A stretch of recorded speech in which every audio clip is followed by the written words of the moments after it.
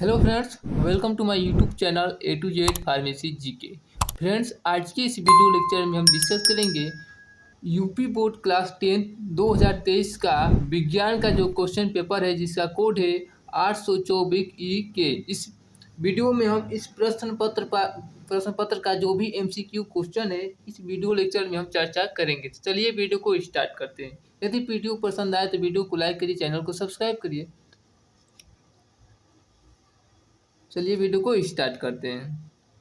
यह जो हमारा 2023 का विज्ञान का क्वेश्चन पेपर है,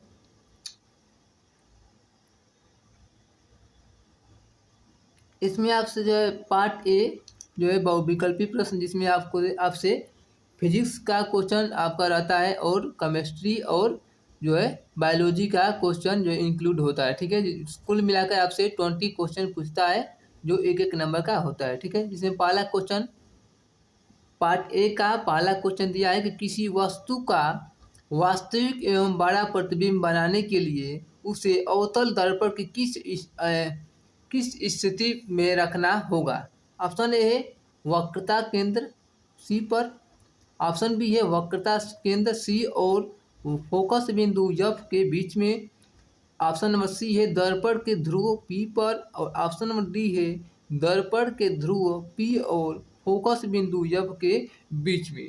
इसका राइट आंसर ऑप्शन नंबर इसका बी हो जाएगा, वक्रता केंद्र सी और फोकस बिंदु एफ के बीच। अगला क्वेश्चन नंबर 2 है कि किसी भी लेंस की क्षमता की इकाई होती है। तो किसी भी लेंस की क्षमता की इकाई क्या है। ऑप्शन ए है मीटर, ऑप्शन बी प्रति मीटर, ऑप्शन सी मीटर प्रति सेकेंड, ऑप्शन डी है इनमें से कोई नहीं। इसका right answer option number B हो जाएगा, प्रति मीटर। अगला क्वेश्चन नंबर 3, एक श्वेत प्रकाश किरण जब किसी कांच के त्रिकोणीय प्रिज्म से गुजरती है तब उसके रंगों में अलग अलग विक्षेपण होता है। सबसे अधिक विचलन किस रंग के लिए होगा। ऑप्शन ए है लाल रंग, ऑप्शन बी है पीला, ऑप्शन सी है हरा, ऑप्शन डी है बैगनी। इसका राइट आंसर हो जाएगा ऑप्शन नंबर डी। नहीं, इसका राइट आंसर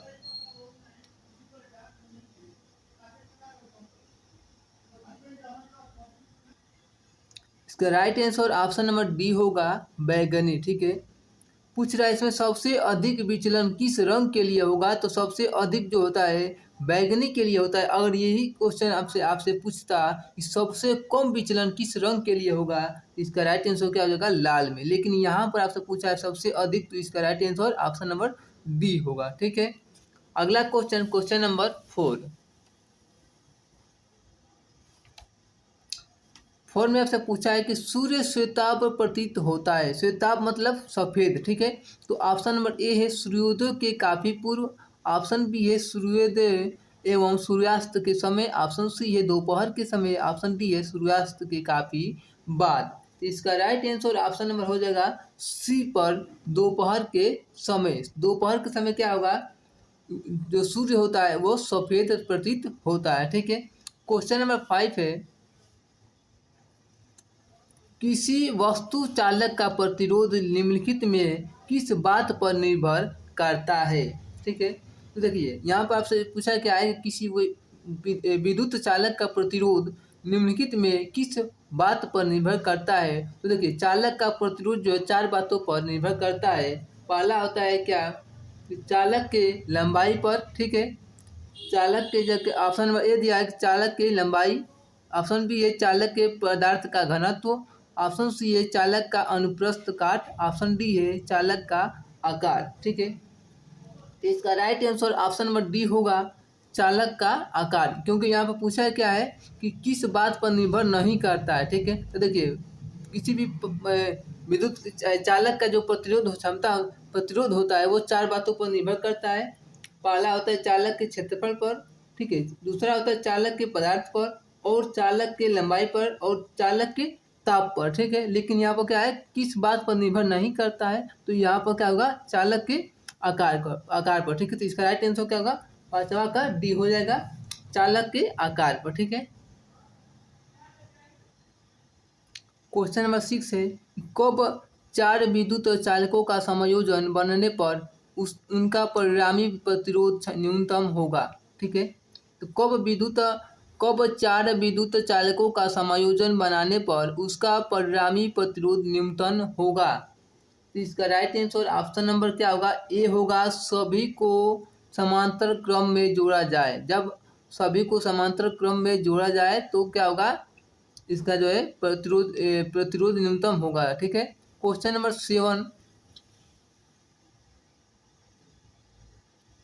7 में आपसे पूछा है कि एक विद्युत धारावाही चालक के कारण उत्पन्न चुंबकीय क्षेत्र की दिशा ज्ञात करने के लिए निम्नलिखित में से किस नियम की सहायता लेते हैं। तो ऑप्शन ए फ्लेमिंग के दाएं हाथ का नियम, ऑप्शन बी फ्लेमिंग के बाएं हाथ का नियम, ऑप्शन सी दाहिने हाथ के अंगूठे का नियम, ऑप्शन डी ओम का नियम। इसका right answer option number C को जाएगा, दाहिने हाथ के अंगूठे का नियम। ठीक है, अगला क्वेश्चन अब बात करेंगे पार्ट बी उपभाग 2 है। ठीक है, जिसमें 8वां पूछा है कि निम्नलिखित में से कौन सी धातु ठंडे जल से हाइड्रोजन गैस निकालती है। ऑप्शन ए तांबा, ऑप्शन बी सोना, option C potassium, option D aluminium.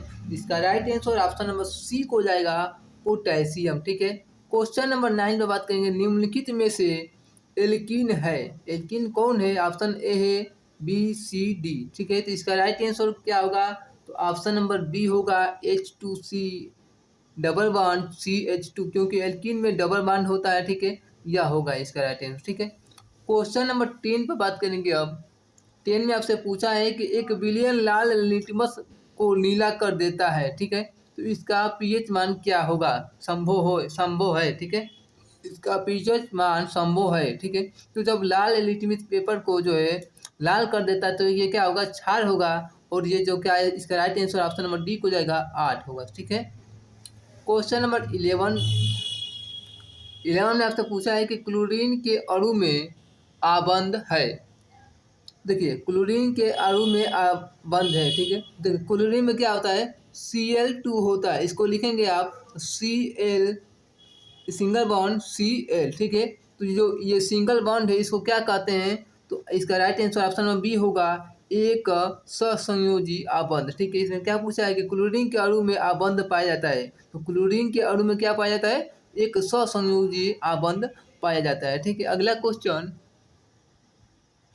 Question number 12। ठीक है, जल को जीवाणु रहित बनाने में उपयोगी पदार्थ है। ऑप्शन नंबर ए धावन soda, option B baking soda, option C फिटकरी, ऑप्शन डी विरंजक चूर्ण। ठीक है, तो जल को जीवाणु रहित बनाने में कौन उपयोगी है, इसका right answer option number D होगा, विरंजक चूर्ण। ठीक है, क्वेश्चन नंबर 13 है कि जिन अभिक्रियाओं में आयनों के विनिमय से एक नए यौगिक बनते हैं उन्हें क्या कहते हैं। ठीक है, इसका राइट आंसर ऑप्शन नंबर ए होगा, प्रतिस्थापन अभिक्रिया। ठीक है, उन्हें क्या कहते हैं, प्रतिस्थापन अभिक्रिया कहते हैं। ठीक, अब बात करेंगे पार्ट 3 पर, जिसमें बायोलॉजी से कुछ क्वेश्चन जो है पूछा है। तो इसमें ऑप्शन नंबर ए है जल का वहन, ऑप्शन बी भोजन का वहन, ऑप्शन सी अमीनो अम्ल का वहन, और ऑप्शन डी ऑक्सीजन का वहन। तो ठीक है, तो इसमें जो पादप में जो जाइलम का कार्य होता है वो पादप में वहन करता है, जिससे राइट आंसर ऑप्शन नंबर ए हो जाएगा। क्वेश्चन नंबर जो है 15 में पूछा है कि आनुवंशिकता के प्रयोग के लिए मेंडल ने निम्नलिखित में से कौन से पौधों का उपयोग किया था। तो जो है मेंडल ने मटर के पौधों का उपयोग किया था। तो इसका right answer option number C होगा, मटर। क्वेश्चन नंबर 16 में आपसे पूछा है कि निम्नलिखित में से कौन मानव में मादा जनन तंत्र का भाग नहीं है। ठीक है, तो अंडाशय जो है क्या है, मादा जनन का भाग होता है, गर्भाशय भी है और डिंबवाहिनी भी है, लेकिन शुक्रवाहिका जो है एक नर का जो है एक भाग होता है। इसका राइट आंसर क्या होगा, ऑप्शन नंबर सी होगा, शुक्रवाहिका। लेकिन क्योंकि जो क्वेश्चन ने पूछा आपसे, तो मानव में मादा जनन तंत्र का भाग नहीं है। ठीक है, तो मानव में मादा जनन तंत्र का भाग शुक्रवाहिका नहीं है। ठीक है,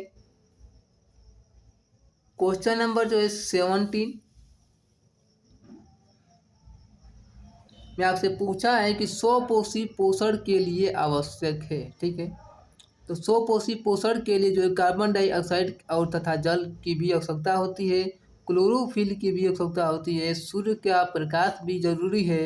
तो इसका right answer option number D को जाएगा, इनमें से सभी। ठीक है, क्वेश्चन नंबर 18 है कि समजात अंगों का उदाहरण है। ठीक है, समजात अंगों का उदाहरण है, ऑप्शन ए है हमारा हाथ और कुत्ते के अग्रपाद, ऑप्शन बी है हमारे दांत और हाथी के दांत, ऑप्शन सी है आलू एवं घास के ऊपरी भुस्तारी, ऑप्शन डी है इनमें से सभी। तो इस समजात अंगों का उदाहरण इनमें से सभी हो जाएगा, क्योंकि ये सभी जो है समजात अंगों का एक उदाहरण है। ठीक है, क्वेश्चन नंबर 19 ने पूछा है कि अलैंगिक जनन मुकुलन द्वारा होता है, ऑप्शन ए है अमीबा में, ऑप्शन बी ईस्ट में, ऑप्शन सी प्लेज्मोडियम में, ऑप्शन डी है लेशमानिया में। इसका right answer option number B होगा, क्योंकि जो अलैंगिक जनन जो है मुकुलन वो ईस्ट में होता है। ठीक है, ईस्ट के द्वारा। क्वेश्चन नंबर जो है 20 है, प्राकृतिक वर्णवाद का प्रतिस्थापन किसने किया, option A Lamarck, option B Darwin, option C Mendel, option D है मार्गन। इसका right answer option number B होगा, डार्विन। यह हमारा हुआ एमसीक्यू क्वेश्चन, विज्ञान क्वेश्चन पेपर का जो एमसीक्यू क्वेश्चन टोटल 20 थे। अब आपको इस वीडियो में 20 बता दिया हूँ। यदि वीडियो पसंद आया है तो वीडियो को लाइक करिए, चैनल को सब्सक्राइब करिए। मिलते हैं नेक्स्ट वीडियो में, तब तक के लिए धन्यवाद।